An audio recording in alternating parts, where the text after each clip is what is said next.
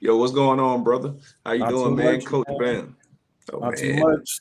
Wealthy Monday. How you doing, brother? Oh, I'm doing pretty good, man. I'm doing pretty good. Life is great, man. I had an interesting topic that was on my mind this morning. I wanted to jump on and discuss, man, about the topic that a lot of people don't talk about, honestly, man. Everybody on social media, they have the shine and the glam and the glit, the cars, the houses, the vacations, but nobody talks about the struggle you go through when you first become a full-time investor or just the struggles of life in general. You know what I mean? Absolutely. Like I said, everybody want to show the positives and the like I said, the end result, but no one wants to show what it took to get to that point. So I definitely understand it, man. That's the world we live in with social media. Everybody want the glit and the glamour, but no one wants to show the road that they took to get there. So I definitely understand that. Yes, I definitely want to have some fun with this. And people in the comments who are going to see this video later on, I want you guys to tell us what are some of the things you had to deal with struggle wise, that got you to the place you were in today. Or if you're brave enough, honestly, tell us some of the things you're still dealing with right now that's helping you, get to that next plateau. I know when I first got started in the markets, man, I was completely dead broke. Completely dead broke. I literally put my last $1,000 into crypto when I first got started into Bitcoin. I didn't even pay my rent in 2 months. You know what I mean? But I believed in the products that was so. I believed in the information that was given to me. So I said, this is something I have to dive into. I have to get into it, man. What about yourself, brother? What's some of the struggles you went through, man, becoming the man you are today?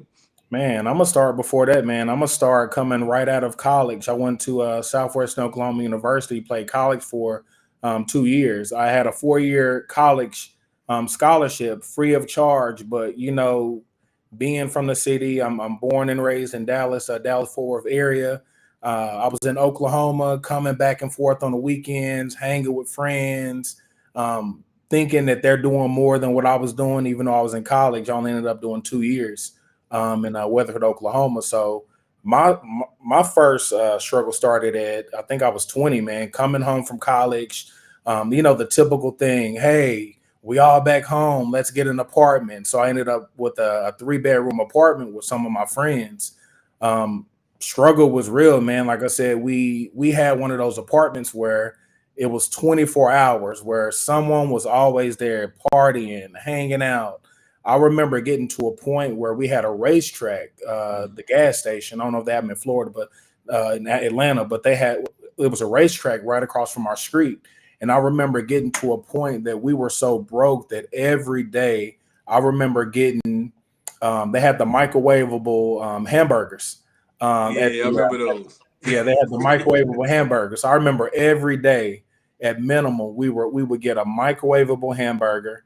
They had a deal at racetrack for like 2.99 where you get the hamburger, you could get the chips, you can get the fountain drink, and then unfortunately during that age I would end up getting we was into the whole black and mild, so I would get a wood tip black and mild, and I remember living 6 to 9 months where literally we were literally living on racetrack food. And that was at 19 or 20 years old. So I remember getting to a point where, my mind is still thinking and I'm learning, I'm growing. I was like, is this it? Like, in jail, they get 3 hots in a cot. I'm looking Mhm. at one meal from racetrack, a black and mild, and we sitting in an apartment and not growing and not building. And, that was probably my very first had to look myself in the mirror, and I was like, man, I'm at 20 years old. Is this really what I want to be? Where I'm literally scraping up money. I remember us. I don't know what you guys did in Florida, but our big thing was we started off giving plasma. We would go to the Mhm. plasma place and we would give plasma, and I think they would give us probably like $100 the first time, and then after that they would give you $50 to $75. So just imagine like not having a mindset of actually wanting to work, and we started giving plasma, just being lazy and not having a mindset of who I am right now. The other thing we used to do as well is I don't know if they did it in Florida, but you remember back in the day where we had phone books, Yeah. like real phone books. I remember we would run phone books up the stairs. So we found this guy who had to connect with the phone book company, and he would pay us $50 once a month to run up the 3 flights of stairs to basically. You remember they used to drop the phone books Oh yeah, off them big at your huge door. big phone books. Yeah, Yeah, yeah. So like back we in the were payphone literally, days. yeah, man, we would literally just be hustling, running phone books up and down flights of stairs just to get, $50 at the end of the day. So that was my first reality with life outside of being a student and not being in college. And like I said, man, it was not a good sight. So Oh yeah, absolutely, man. People don't understand, man, that your today is not going to be your tomorrow, right? Your yesterday is damn sure not your today. yeah, Oftentimes, man, we discredit the process that took us to become the people that we are today, right? Because right, I've been homeless twice in my lifetime, bro. Twice I've been homeless in my lifetime. The first time was when I was 16. Yeah, I had my own spot and everything when I was 16 years old.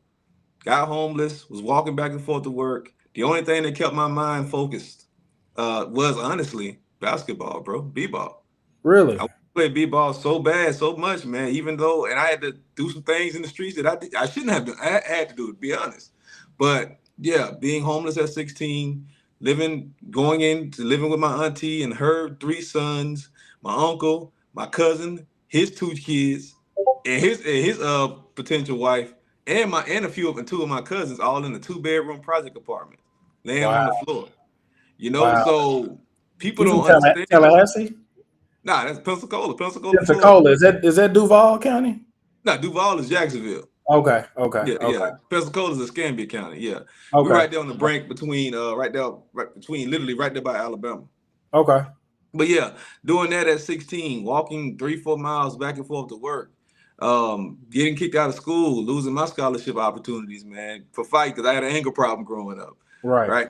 So, but those situations really, really, really put you into a mindset that makes you want to propel and go through, right? The last time I was homeless, honestly, I actually made myself homeless right after my divorce, right during my divorce.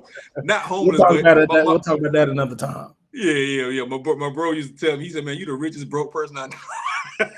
Wow. I'm like, yeah, man, because I was living between Maryland and Miami and Atlanta, and I was Mm, just going basically just paying for Airbnbs for like 6 months at a time, wow. because I wanted that freedom. But the last time I was homeless, man, homeless, is when I was 21 here in Metro Atlanta, Mm, and I was homeless. I lived in my car for 6 months until they repoed my car. Once they wow. repoed my car, I was on the train, Metro Atlanta, going back and forth. The only job I had at the time was bouncing in nightclubs because I was working at Circuit City. And ironically, when I got kicked out, Circuit City went out of business. Bro said Circuit City. Yeah, yeah, I'm pretty sure the youngest they're not gonna remember Circuit City, right? Yeah, he said Circuit City, man. Yeah, Circuit City, man. So I mean, they went out of business at the same time. So I was living off of the unemployment check, the $112 a week. And when that ran out, my car ran out.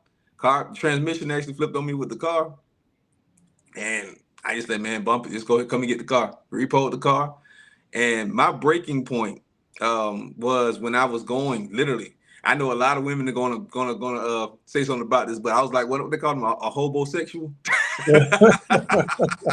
Yeah, man. Going dealing with women just to sleep, just to have somewhere to sleep at night and be able to take a shower, man. But my Right. breaking point was when I was on the train. I was on the metro train here in Atlanta, and I was literally riding up and down from the north side, from the airport all the way up to the north side, just to get some sleep. And everything I owned was in a trash bag. Wow, And man. that point, I said, never again. Never again. Never again. I will never be in this situation again. I will never be to where I can't even provide for myself. Thank God I didn't have any children at the time.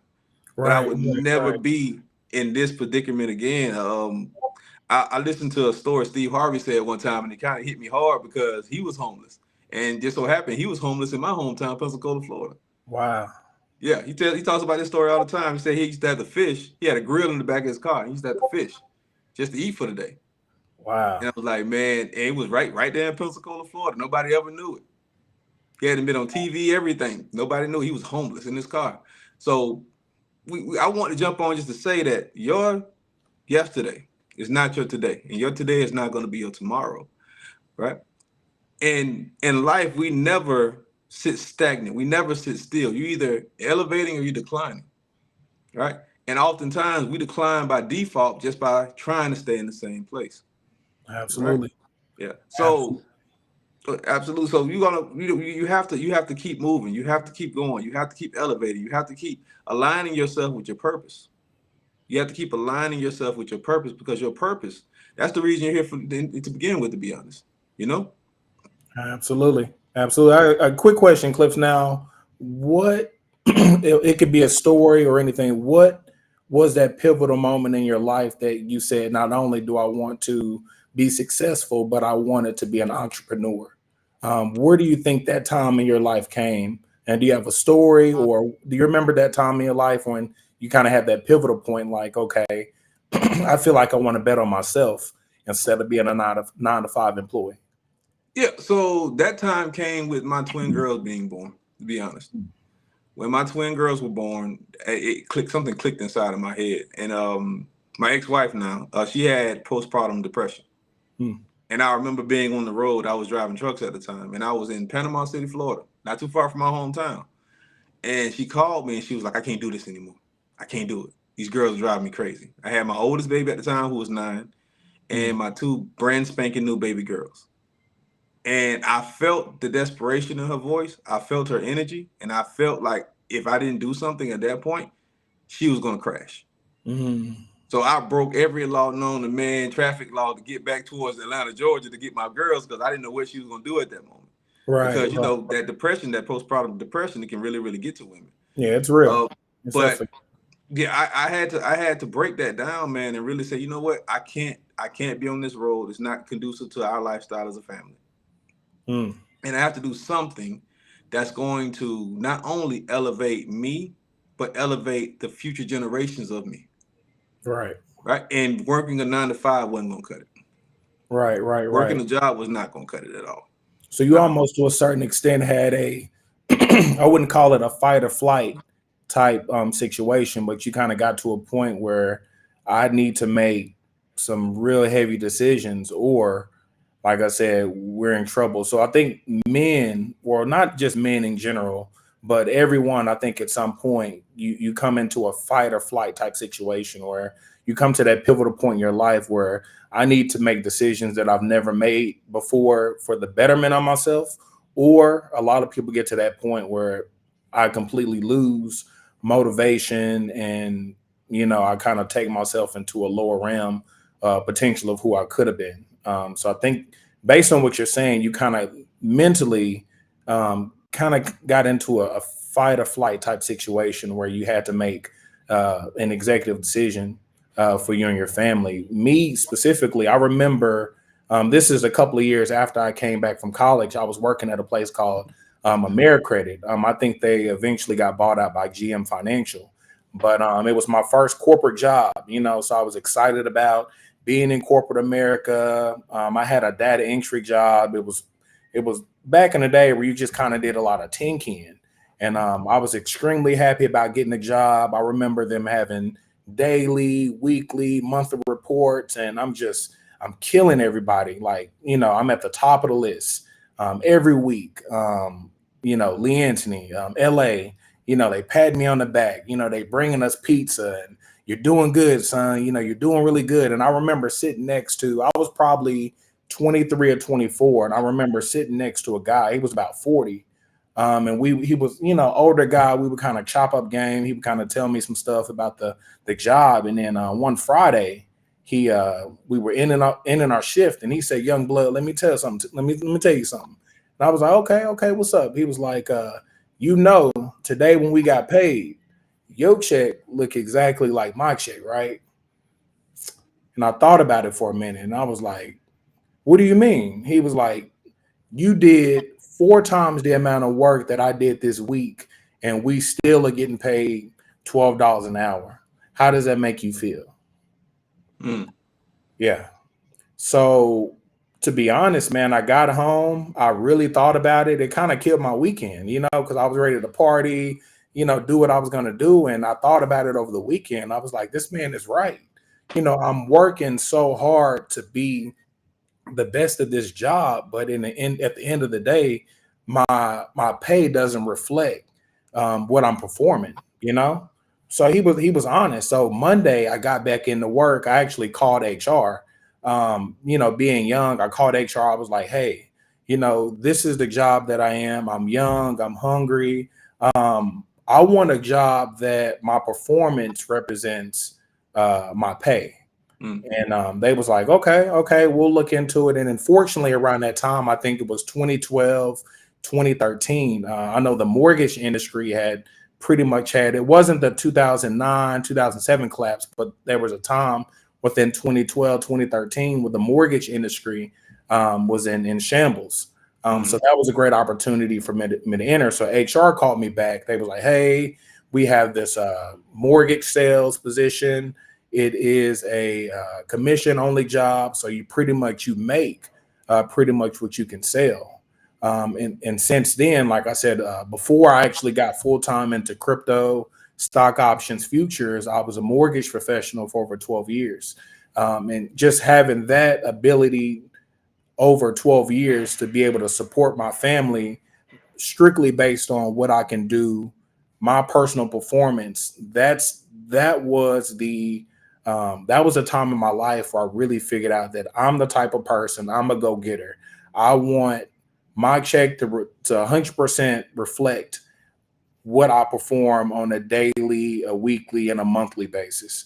And then since then, that has pretty much been my drive. And then fortunately now, I've been able to transition that same type of lifestyle, being a full time trader, crypto futures, stock options. So again, there's a lot of people out there that I wouldn't say sell themselves short, but a lot of people out there that have that mentality where you are a go getter, you are a person that you feel like you don't have your potential within corporate America, because everybody is not necessarily built for corporate America. mm. And these are the type of people that I would say would make excellent people when it comes to trading crypto futures. Like I said, we both know personally that what we make is 100% reflect on the knowledge that we the knowledge that we've gained over the years of doing this, about the entry points, about doing the right thing. So I just wanted to share my story as far as uh, how I graduated from, you know, 1 meal a day, racetrack, and black and mouse to graduating to corporate America. And now I'm at the point now where I'm a full-time trader, and I can support my family doing what I'm doing right now. So Oh, absolutely, man. It's all about transitions, man. Life is about transitions. When you stop transitioning, you stop moving through life. You know, you have to consistently elevate yourself, man. And your journey, right? Your journey is an amazing journey because you consistently elevated yourself. You reached a certain plateau and say, you know what? I'm not gonna stop here. I'm gonna keep going. right, You know, and that's the problem with most people. They just stop right there. But life keeps going. Life keeps moving. Life keeps focusing on the elevation of something, not the de-elevation of something, right? But yeah, man, absolutely, absolutely, man. It's all about just getting your mind together, man. Because one of the hardest things to do is to make a decision that's best for you. Sometimes, you know what I mean. One of right, the hardest things to do is to make a decision that's best for you. But in the same sense, man, as men, we have to move on purpose. absolutely, Yeah, and oftentimes the people around us they don't understand that purpose, yet they benefit from that purpose. You know what I mean? So you got to keep moving, keep pushing, keep focusing because man, you're on the right track. You're doing your thing, brother. absolutely. Another big thing as well, like I said, we spoke about it before on the side, is just elevation and who you keep yourself around. Like I said, there's a quote. I think I've heard you quote it before. It was basically something in the nature of, look at your 5 friends that are around you, and that could tell me a lot about you. Hmm. So a lot of it's about keeping yourself in the right environment of people that are either at your level and preferably above your level.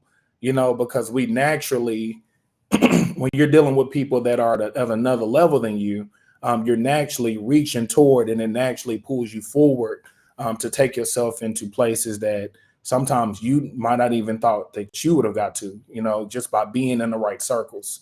And that's another thing that, again, I love about the BBA is that not only do we have people that are beginners, we have people that are full-time traders, we have people that are experts that have done this for multiple years. So a lot of people getting into trading and futures and the whole environment of it, they try to do things on their own, and not saying that it doesn't necessarily work, but the benefit is time. Like I said, you can save a lot of time, energy, and money just putting yourself in the right environment of people that are like-minded like you. So Mhm. that's what I love about the BBA is not only do we do classes and education, but it's being in the right spirit and the environment of people that think alike, and I think we've came up with something that it's a beautiful thing, what we have.